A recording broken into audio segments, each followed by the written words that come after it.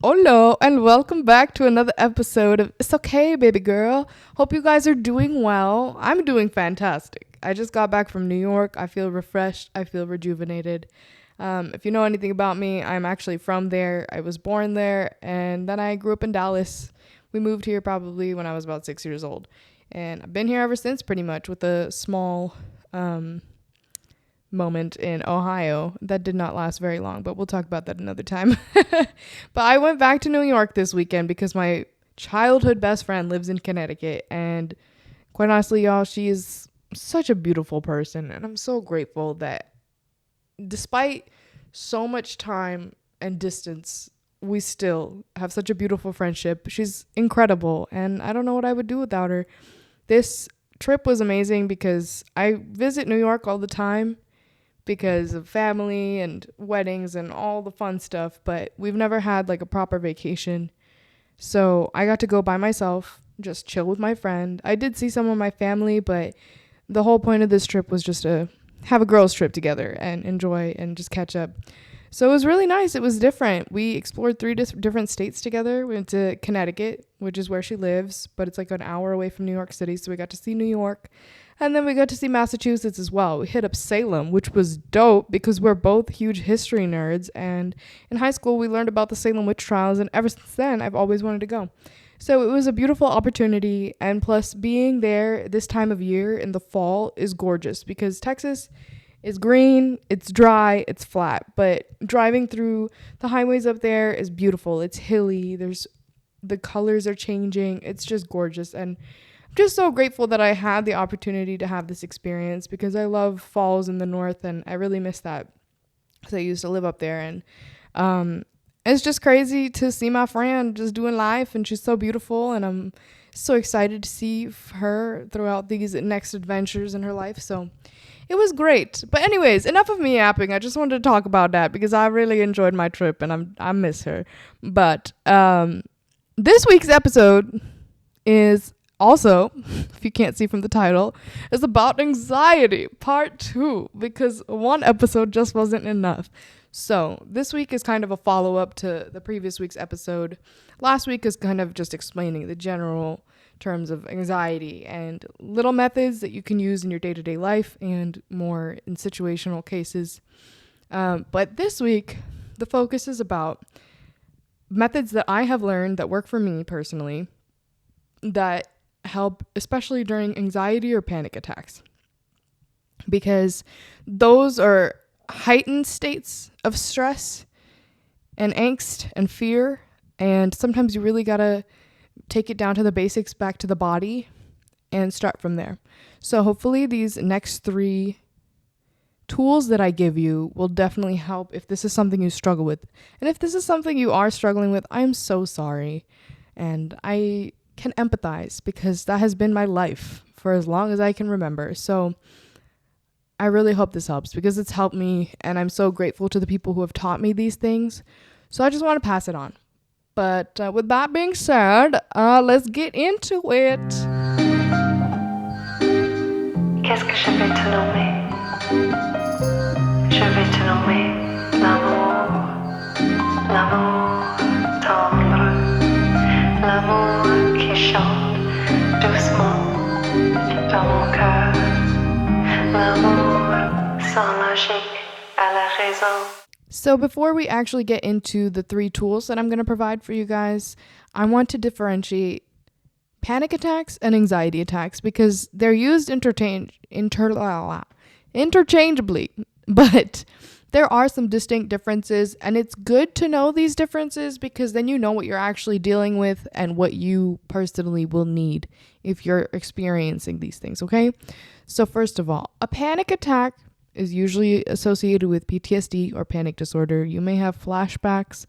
They have a sudden onset and peak within minutes. So they're very severe and they're more short-lived. And they kind of go out of nowhere. Like they might have a trigger, but they're more unpredictable and they feel more severe. Now, anxiety attacks, they develop more slowly. It could be over days, weeks, months of just stress building up, and then you kind of reach a breaking point. You just feel a general sense of unease, restlessness, tension. You can be triggered by a specific situation. It's more, I guess, easy to see what could have caused this to happen.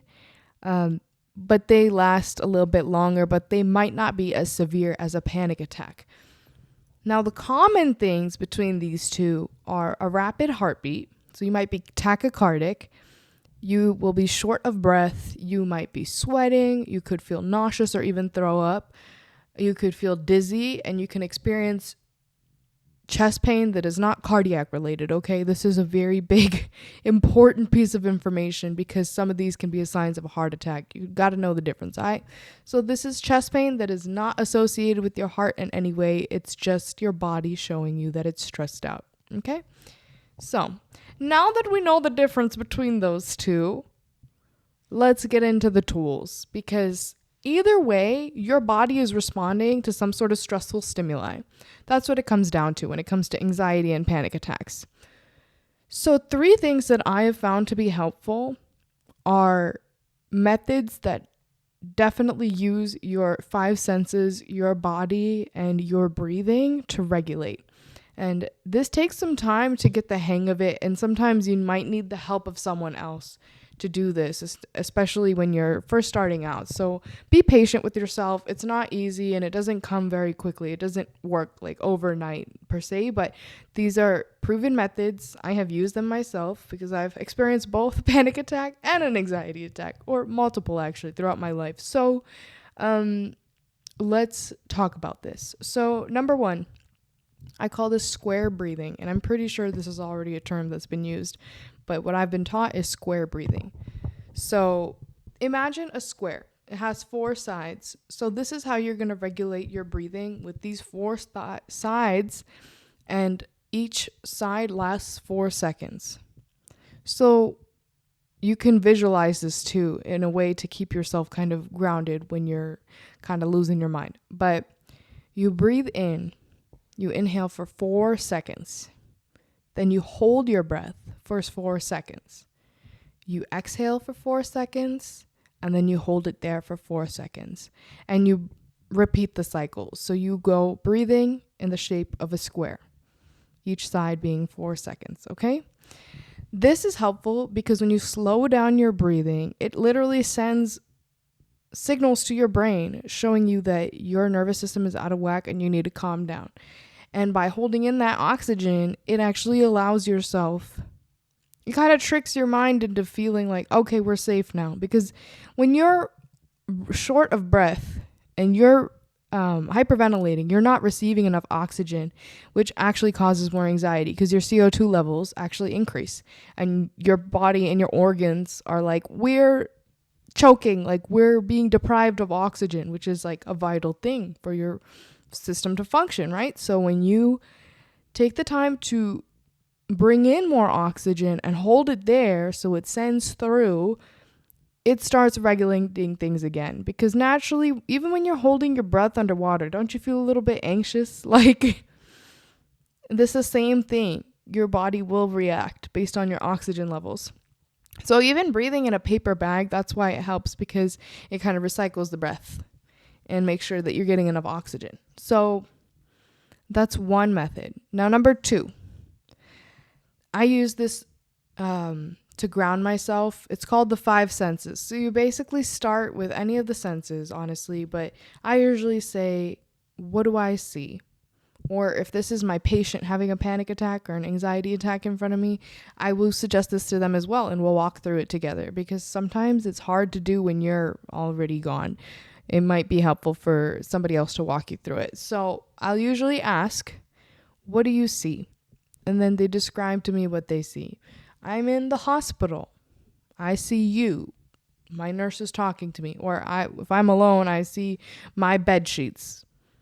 They're right in front of me. And I see my bedroom. I see the sun outside. I try to describe as many things as possible that I can see. Then I say, what do I hear? And I'll try to ask them, what do they hear? Do they hear the sound of my voice? Do they hear the sound of other patients talking or the TV in the background? I might say, oh, I hear birds chirping outside, or I hear cars passing by.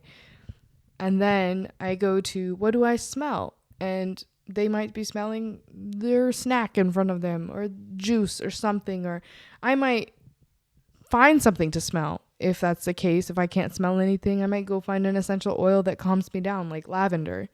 So then I can pay attention to that. And then I ask them, what do they taste? If they're drinking something, they might tell me that. Or I might say, oh, I taste my water or juice, whatever I was drinking, right? Or eating. And lastly, I say, what do you feel? Like with your hands. Use the sense of touch. So they'll describe, oh, I feel the countertop. It's cool. Or I feel my blanket. It's warm. I feel my pillow. It's soft. I feel the wall. It's bumpy. Something like that, right? The point of this is to get out of your brain and into your environment, because the whole thing with anxiety and panic is that it takes you out of the present moment. So that's why we're trying to bring you back. And if you're using your 5 senses to bring you back, it'll show you, okay, this is my reality right now. I'm sitting on my bed. I'm looking at myself in the mirror. I am feeling my blanket so soft. I have the smell of a candle going next to me, and I taste and smell a pumpkin cookie that I just made. Whatever. Okay, that's just an example. Now I know where I am and what's actually happening. Not when my body is tricking me into thinking by panicking, right? That's why we do this. So the 5 senses is really great tool, especially if you're having flashbacks and you feel like you're living it all over again. It really helps bring you back into the present moment and not what your mind is, I guess, portraying in front of you, because you can tend to dissociate and it's really hard to pull them back sometimes. But I've noticed that this works. I've noticed that it works for myself. I've seen my patients benefit from this as well. And it takes a couple tries. It's not easy because your mind is transported somewhere else. And so it can be hard to stay in the present moment. But with some practice, and if you have your counselor or therapist guiding you, or you have a nurse with you in the moment, if you're not doing great and you need them to do the 5 senses with you, ask. Or if you have a loved one, your partner, your parent, your sibling, your friend, if they know that you're struggling with this, then you could tell them like, hey, next time this happens, would you mind doing this with me? And chances are they will. They'll help you out with it. It can be a little embarrassing to ask for help in this situation. So I understand the feeling, because you don't want to seem like weak or unstable, but we all have these moments and there's no judgment. And the people who truly love you will do what it takes to help you out. Okay? So the third resource that I want to give you is something that I got out of a book. It's called Healing in Your Hands by Dr. Kate Truitt. She is a neuroscientist who herself, she experienced a lot of trauma. And this is kind of a book talking about her journey and the methods that she used and learned. And one of the methods that she teaches in this book is called self-havening. This book was recommended to me by a therapist last year that I was seeing, because I was having pretty consistent anxiety attacks and it was getting crippling. But when I read this book and learned some of these techniques, it transformed my anxiety. Like, it transformed my relationship with my mind, and I am so much better able to calm myself and control my emotions and really kind of separate myself from the negative feelings. So when I tell you this comes from the heart, it really does, because I wouldn't say this if I don't care. This is something that I've personally struggled with for so long, and I'm so grateful to the people who have shown me that there's hope and that I don't have to live like this. So this is why I'm sharing this with you. So this technique called self-havening is a somatic practice that brings you back into your body when your mind is elsewhere. Obviously, again, as we talked about so many times, you are not in the present moment when you're having an anxiety or panic attack. You are either flashing back, you are panicking about something that happened or something that's going to happen or you fear, but you're not sitting in this present moment. That's why we talked about the 5 senses. But self-havening is a practice that uses your own physical touch to calm your body. And I think the 3 that I've learned from this book that work for me are taking your index finger and your thumb on one of your hands, starting in your forehead and brushing it towards your temples on opposite sides. So just stroke your forehead. And you can say affirmations, you can do deep breathing. As I mentioned before, you can do the square breathing, or you can do a different kind of slow breathing that helps manage anxiety. You can also brush your cheeks, kind of like how we brush a baby's cheeks to see if they have like the suckling reflex. The same thing. You can use this and start at the outer part of your cheeks and kind of go along the contour line and gently just stroke. And again, same thing. You can use breathing techniques. You can use affirmations. And then finally, you can use both of your hands to stroke your shoulders or hug yourself kind of feeling down to your arms. Because if you're not there in the moment, I don't know, for me, when I'm having a panic attack sometimes, what really helps for me, or at least not a panic attack, more anxiety attack. Because panic attack, if you touch me, I'm going to freak out more. But for anxiety, even if it's not an attack, it's just a general state of heightened anxiety, I really appreciate a hug. And if you can hug yourself when there's no one around, you can easily give yourself that same soothing sensation. So, I really hope this helps. This book was incredible. I mean, it really transformed my viewings of anxiety and trauma and how I deal with stress, and I still use these techniques even if I'm not having panic attacks or anxiety attacks consistently anymore, and I'm so grateful for that. But it just goes to show that if you put in the work, like, you can make it manageable. I'm telling you, I've literally seen my own patients too transform themselves when they give these things a try. And it might be really hard the first few times, but when you kind of personally have that determination to find a solution to this issue, I guarantee you the work you put in will be worth it. So, I really hope y'all enjoy this episode. If you guys want me to talk further about anxiety, we can definitely do that. But I need y'all to interact with me, mention comments, or send me messages on Instagram. And that way I can help you more. You're helping me help you. So, again, thank you so much for listening. Every week that you guys come back and listen to these episodes is just such a blessing, and I'm so grateful for this opportunity. You have no idea. Every day, I'm telling you, I wake up and I'm so happy to know that we have a platform here that is encouraging all of us to grow, including myself. So if this has been helpful for you, please share the podcast and give Instagram a follow. You can see what's going on more over there, my latest updates and announcements, and just my day-to-day life and the things I want to share with you guys. So yeah, please do that. We also have a TikTok. So I have not been very active on there, but I plan to be, especially with the holiday season coming around.